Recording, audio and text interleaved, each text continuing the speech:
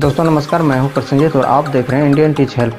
दोस्तों आप अभी जो वीडियो देखेंगे, वीडियो कैसे एडिट किया जाता है इसका फुल ट्यूटोरियल इस वीडियो पे बताने वाले हैं। तो दोस्तों वीडियो में लास्ट तक बने रहिएगा और चैनल पर नए हैं तो चैनल को सब्सक्राइब कर लीजिएगा। और अभी जो वीडियो शूट किए वो ओरिजिनल कैमरा से कैसे शूट किए आपको पहले प्ले करके दिखाते हैं मोबाइल स्क्रीन पर, उसके बाद इसका हम फुल ट्यूटोरियल बताते हैं। तो दोस्तों बने रहिएगा वीडियो में लास्ट तक।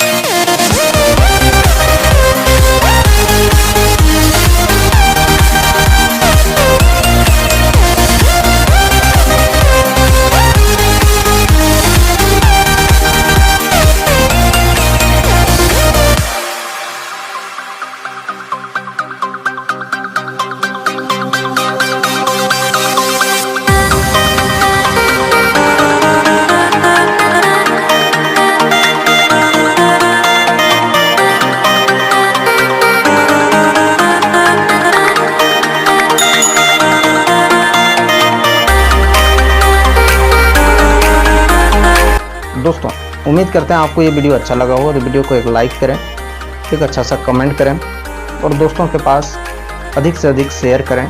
और मिलते हैं किसी नेक्स्ट वीडियो में किसी नेक्स्ट टॉपिक के साथ। तब तक के लिए जय हिंद।